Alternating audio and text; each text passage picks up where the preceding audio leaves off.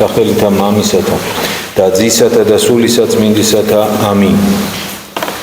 სიტყვა თქმული წმინდათა შორის მამისე ჩვენისა ეგნატე ბრენჩანინოვის. სწავლება ყოველთა წმინდათა კვირას. ღვთის რჩეულობის ნიშანი.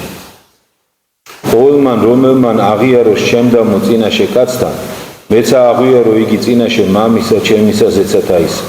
და რომელმან უარ მყოს მე წინაშე კაცთან, უარ მყო იგი მეცა წინაშე მამისა ჩემისა ზეცათა ის. ეს უთხრა უფალმა თავის მოწაფეებს, რომლებიც მაშინ იდგნენ მის წინაშე. ეს თქვა ყოვლის მხილველმა უფალმა, რომელიც უმზეს შორეულ მომავალს, როგორც აწმყოს. ეს უთხრა თავის ყველა მოწაფეს, ყველა დროისა და ქვეყნისა გამონაკლისის გარეშე.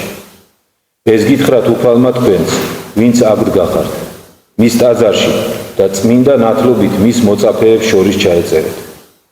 როგორც ელვა სწრაფად გაირბენს ცის ერთი კიდიდან მეორისკენ და მის ბრწყინვალებას არაფერი აკლდება, უფლის გადაწყვეტილებამაც ასევე მოაღწია ჩვენამდე 18 საუკუნის გავლით და მთელი თავისი სიძლიერითა და სიცხადით დღეს სახარებაში გვეუწყა. უფლის მოწაფეები არ არიან მხოლოდ ისინი, ვინც მისი სახელით ქრისტიანებად იწოდებიან. არ არიან მხოლოდ ისინი, ვინც აღთქმა დადეს, რომ მას ემსახურებიან. მოწაფეები არიან ისინი, ვინც მას ნამდვილად აღიარებენ თავისუფლად. აღიარებენ, რომ იგი მათი სრულუფლებიანი მეუფე და მარადიული მეფეა. მიჰყვებიან მის სწავლებას, როგორც უფლის სწავლებას. იცავენ მის მცნებებს, როგორც უფლის მცნებებს. აღიარება უნდა შესრულდეს გონებით, გულით, სიტყვით, საქმით და მთელი ცხოვრებით.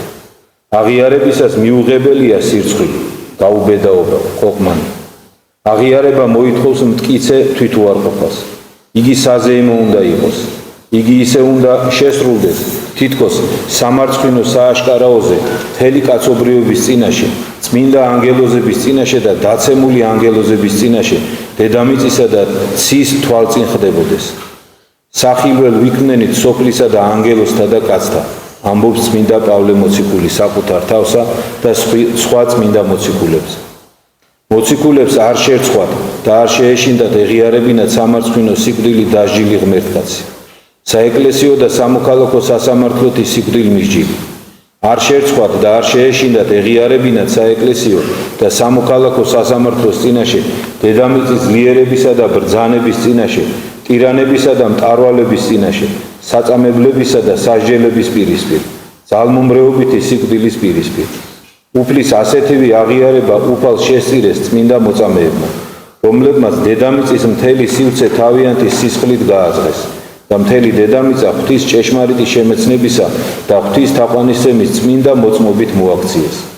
ღირსი ბერები უხილავი მოწამეობითა და მუდმივი თვითუარყოფით აღიარებდნენ უფალს მთელი ცხოვრების განმავლობაში. ისინი იყვნენ დედამიწის ზეცასთან დამაკავშირებლები, ანგელოზებისა ადამიანებთან. დედამიწაზე იყვნენ და ზეცას ეკუთვნოდნენ. დედამიწაზე იყვნენ და ანგელოზებთან და მათ დასებთან ურთიერთობდნენ. სამყაროს საწყისების მოძულებითა და ფეხქვეშ გათებით უფალი აღიარეს ღვთის იმ სათნომყოფილებმა, რომლებიც სოფელში იღვწოდნენ, რომელთაც სამართლიანად შეიძლება დაუკავშიროთ სახარების სიტყვები. ესენი სოფელსა შინა არიან, სოფლისაგანი არა არიან. უფლის აღიარება, რომელსაც თან ახლდა საწუთროსა და საკუთარი თავის მტკიცე და სრული უარყოფა, ყველა წმინდანის ნიშანი იყო. ვინც თავისი მიწიერი მგზავრობის დროს უფალს აღიარებს, აღიარებით, რომელზეც უფალმა მიგვითითა, ვინც ცხოვრებით დაამტკიცებს, რომ აუცილებლად აღიარებს უფალს თავისუფლად და ღმერთად, უფალი მას თავის მოწაფედ აღიარებს. იგი მას თავის ახლობლად აღიარებს, არა მარტო სამყაროს წინაშე, არამედ მამა ღმერთის წინაშეც. ღვთის ძის მიერ ადამიანის აღიარება მამა ღმერთის წინაშე არის ამ ადამიანის ღმერთთან უმჭიდროეს ერთობაში შეყვანა. ადამიანის მიერ ღვთის აღიარება, რომელიც ღვთის მიერ არის დადგენილი და მისთვის სათნოა, ღვთის მიერ ამ ადამიანის არჩევის ნიშანია.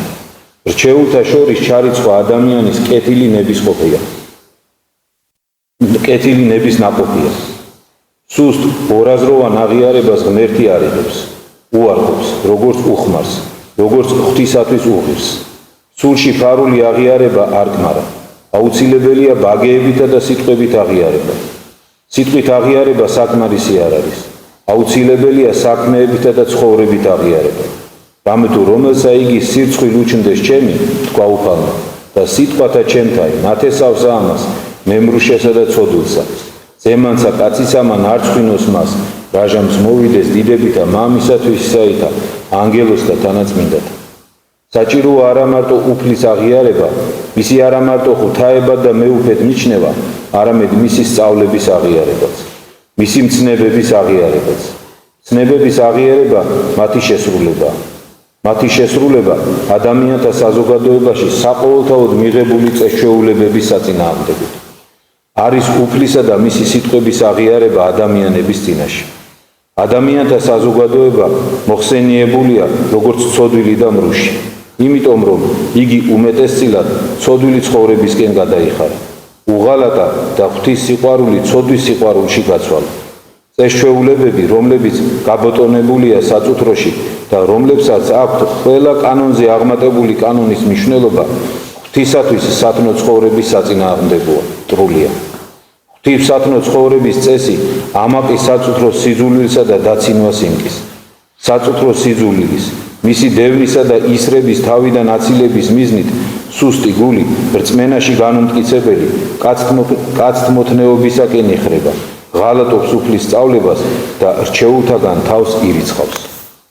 უფალი განამტკიცებს თავის მოწაფეებს საკუთარი თავისა და თავისი სწავლებისადმი ერთგულებაში.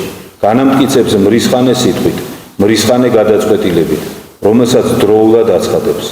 ყოველმან რომელმან აღიაროს ჩემ და მოწინაშე კაცთა, მეც აღვიარო იგი წინაშე მამისა ჩემისა ზეცათაისა. და რომელმან უარმყოს მე წინაშე კაცთა, უარყო იგი მეცა წინაშე მამისა ჩემისა ზეცათაისა. ადამიანთა საზოგადოებაზე დამოკიდებულება უფრო სუსტია, ვიდრე ოჯახზე დამოკიდებულება. უფრო იოლია საზოგადოების მოთხოვნებისადმი მორჩილების თავიდან აცილება, ვიდრე ოჯახის მოთხოვნების მორჩილებისა. ბუნებითი რჯული ეხმარება ოჯახურ მოთხოვნებს და როცა ეს მოთხოვნები ღვთის რჯულს ეთანხმება, მათ თავად ღვთის რჯული ეხმარება. ქრისტეს მსახური ხშირად იბნევა ურთიერთსაწინააღმდეგო მოთხოვნებით, რადგან არ იცის, რომელი მათგანი უნდა მიიჩნიოს ღვთისათვის სათნოდ. ამ გაურკვევლობას წყვეტს უფალი, რომელმაც განჭვრიტა იგი, წყვეტს მას სავსებით დამაკმაყოფილებლად.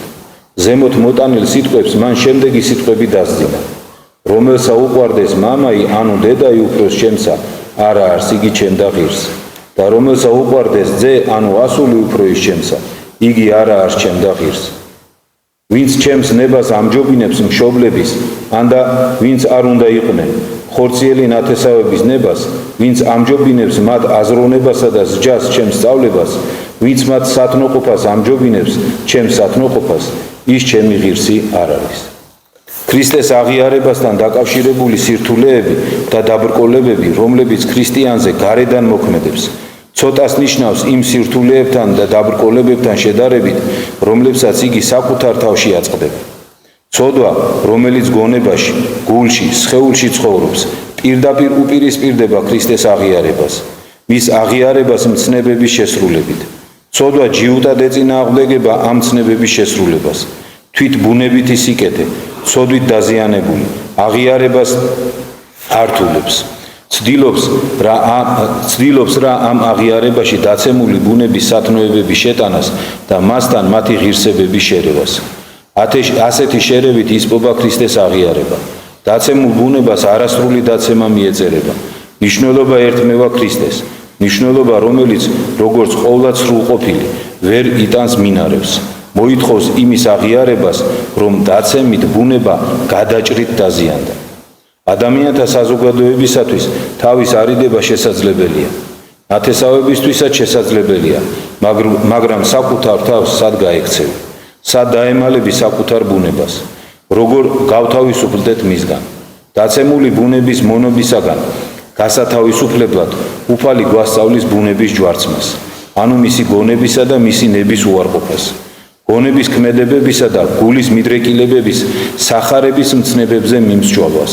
ამგვარად ქრისტეს და მათ ხორცნითვისნი ჯვარს აწვნეს ვნებითურთ და გულისწყმით. მათ ჯვარს აწვეს ხორციელი სიბრძნე და დაცემული ბუნების ნება, რომლებსაც ეფუძნება და ეყრდნობა სულისა და სხეულის ცოდვილი მიდრეკილებები, ცოდვილი ცხოვრება. ამგვარად სოფელი ჯვარცმული უნდა იყოს მოციქულისთვის, მოციქული კი სოფლისთვის. ასეთი ჯვარცმისთვის ძალებისა და უნარების მონიჭებისათვის ლოცულობს წმინდა დავითი ღვთის მიმართ. გამსჭვალენ შიშითა შენითა ხორცნი ჩემი, ანუ ჩემი ხორციელი სიბრძნე და ჩემი ნება, რაითა ისინი უმოქმედოდ დარჩეს.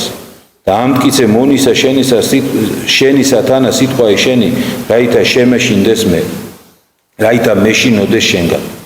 რაითა განუხრელად ხვეწვანელობდე ჩემს ხილულსა თუ უხილავ საქმიანობაში მხოლოდ შენი სიტყვით. ვინც თავის დაცემულ ბუნებას ქრისტეს სწავლების מחვილით მოაკვდინებს და რომელმან წარიწყმინდო სული თვისი, ჩემთვის გინა სახარებისათვის თქვა უფალმა, მანაცხოვნოს იგი.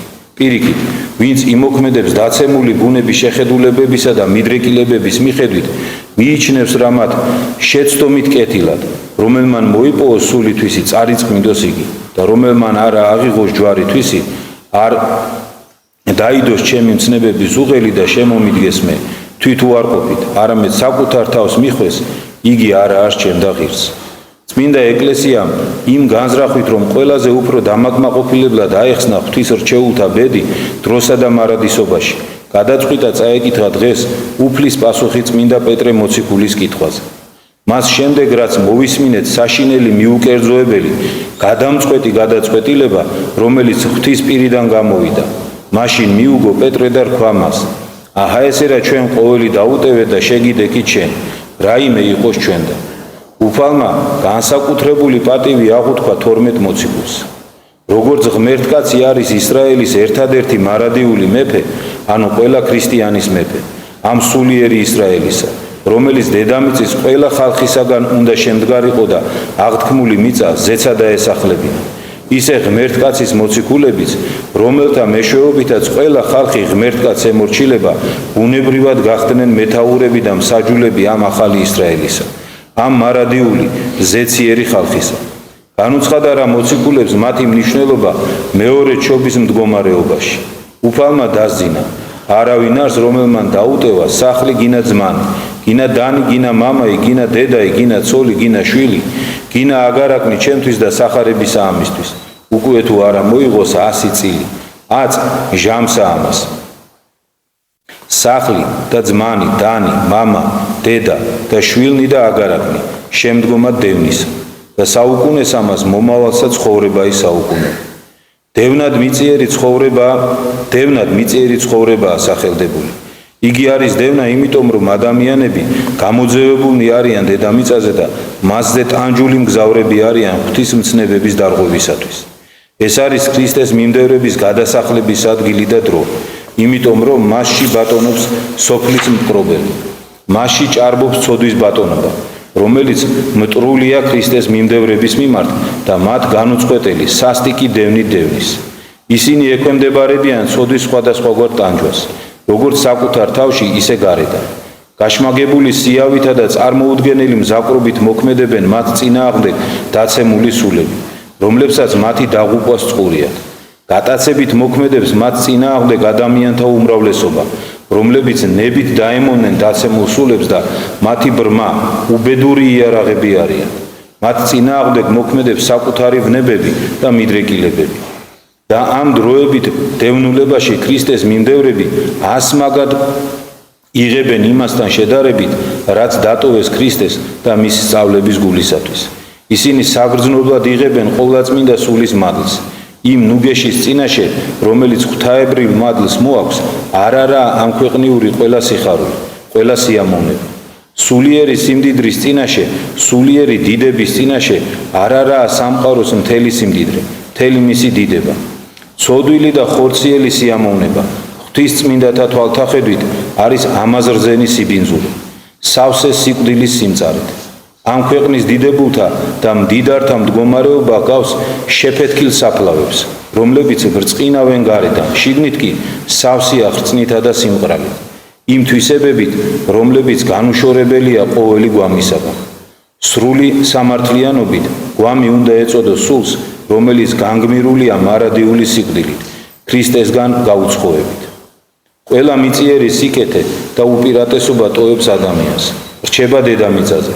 როცა ადამიანი სიკვდილის გარდაუვალი და ულმობელი კანონის თანახმად დატოვებს დედამიწას და შეუქცევადად გადასახლდება მარადისობაში. ღვთის მადლი სხვა წესს მიჰყვება. იგი თანახლავს სიკვდილის შემდგომ ცხოვრებაში იმას, ვინც იგი აქ მოიხვეჭა. როგორც კი ადამიანი განიძარცვავს სხეულს, როგორც ბორკილებს, მადლი თითქოს აქამდე ხორცით შევიწროებული განვრცობით და დიდებულებით ვითარდება.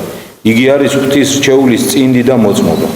როცა სამჟავროზე წარდგება, რომელიც სიკვდილის შემდეგ ყოველ ადამიანს ელის და თავის მოწმობასა და წინს წარადგენს, მაშინ მათ შესაბამისად, როგორც მათი ლოგიკური შედეგი, ზეცაში მიეცემა სულიერი მარადიული გამოუთქმელი და შეუზღუდავი სიმდიდრე, დიდებულება, სიამოვნება.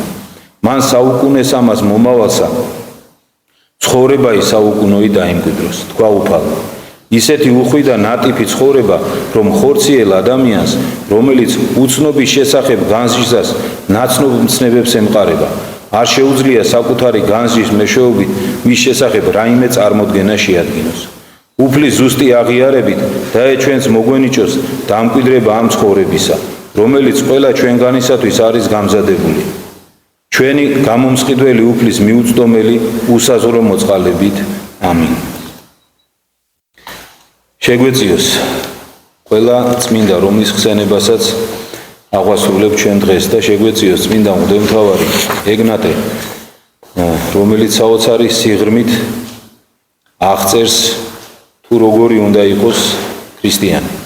ჩვენ მისი არაერთი სიტყვა წაგვიკითხავს და მომავალშიც არაერთ მის სიტყვას წავიკითხავთ, იმიტომ რომ თამამად შეიძლება ითქვას, რომ ქრისტიანულ მოაზროვნეთა შორის ერთ-ერთი უდიდესი არის წმინდა ეგნატე ბრიანჩანინოვი.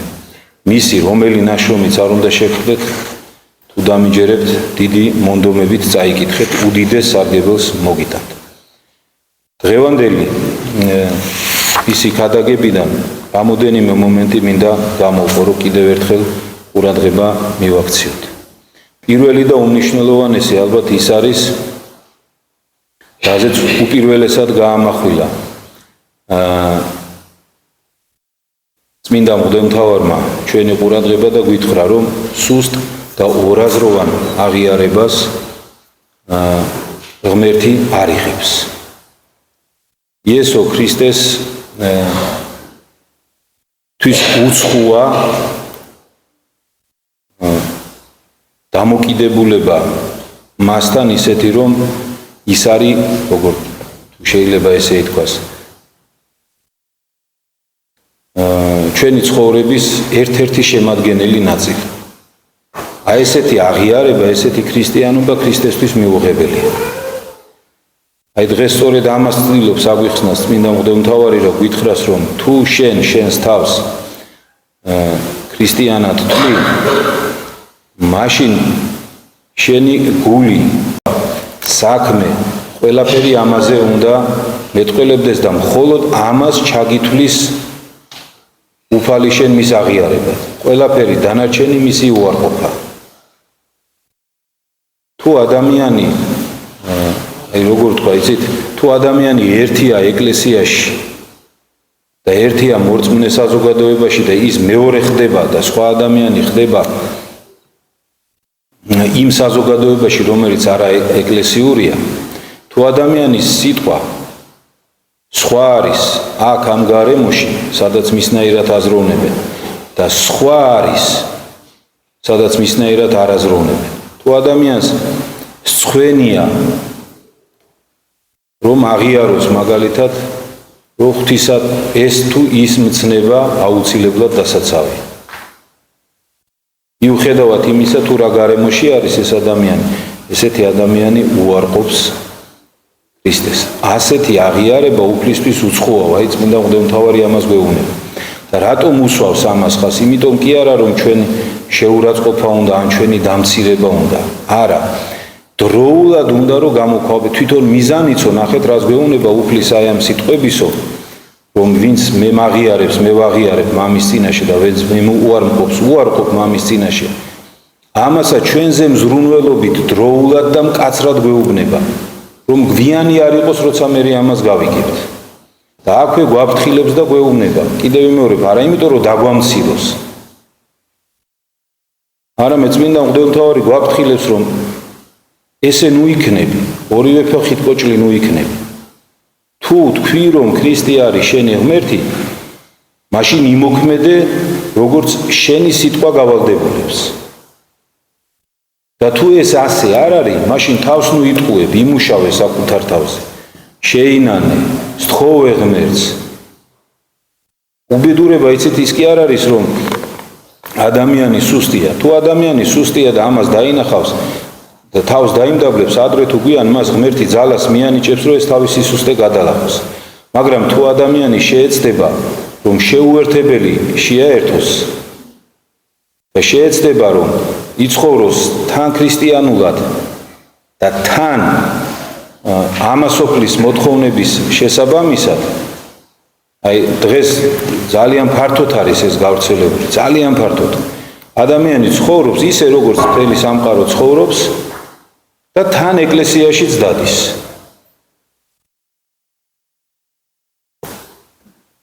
აქ რაღაცა შეცდომა უნდა იყოს, აი ამაზე უნდა დავფიქრდეთ, იმიტომ რომ მაცხოვარი გვეუბნება ხომ სახარებაში, რომ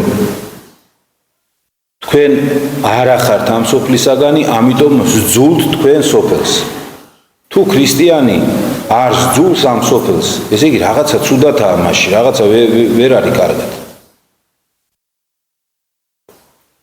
ამიტომ აი ეს მითითება მინდა რომ კარგად გავიაზრო თითოეულმა ჩვენთაგანმა, არ გქონდეს ორმაგი ცხოვრება. და თუ ეს ორმაგი ცხოვრება გვექნება, ილუზიას ნუ შევიქმნით, რომ ქრისტე ჩვენ თავისი მამის წინაშე გვაღიარებს როგორც მის მეგობრებად. აი უბრალოდ ამის თქმა მინდა ხაზგასმით, რომ ილუზიას ნუ შევიქმნით. არის ეს ეშმაკი გვატყუებს, რომ ჩვენ შეგვიძლია ჩვენი ცხოვრებით ვიცხოვროთ, ისე როგორც ჩვენ გვინდა და თან ღმერთი შეგვიწყალებს. ნახეთ როგორ ამბობს მერე ხო წმინდა მღვდელმთავარი. კარგიო საზოგადოება შეიძლება გაექცეო, მერე ოჯახზე გადადის. და ძალიან სიტყვა რო არ გაგვიგრძელდეს, ბოლოს რას ამბობს, საკუთარ თავს სადღა გაექცევი. აი საკუთარ თავში ბრძოლა რა არის, საკუთარი ნების უარყოფა. რას გვეუბნება, ნახეთ რომ ეშმაკი რას ცდილობს, რომ მოგვატყუოს, რომ ადამიანის ბუნება დაეცა, მაგრამ თლად კი არ დაეცა ბოლომდე. მაინც მასში რაღაცა შერჩენილი არის. ამიტომ აი ადამიანი თავისი აზროვნებით რაღაც შეიძლება იმ სიკეთემდე მივიდეს. წმინდა მღვდელმთავარი გვეუბნება, რომ არა. ღვთის გარეშე ყველა სიკეთესაც კი ისეთი მინარევებია ქრისტეს გარეშე, რომელიც ადამიანს ვერ აცხონებს. იმიტომ რომ ნამდვილი ჭეშმარიტება მარტო თავად უფალი იესო ქრისტეა. თვითონ თქვა, ხო, მე ვარ გზა და მე ვარ ჭეშმარიტება. ერთადერთი. და აი ადამიანი თუ ამას არ გაიგებს, რასაც წმინდა მღვდელმთავარი გვეუბნება, რომ ადამიანის ბუნება რომ დაეცა ბოლომდე. ამიტომ ადამიანმა საკუთარ თავს ბრძოლა უნდა გამოუცხადოს. საკუთარ აზროვნებას, საკუთარ ფიქრებს ბრძოლა უნდა გამოუცხადოს და რითი შეზღუდოსო, აი მთავარი რა არის, რაც გვეუბნება წმინდა მღვდელმთავარი.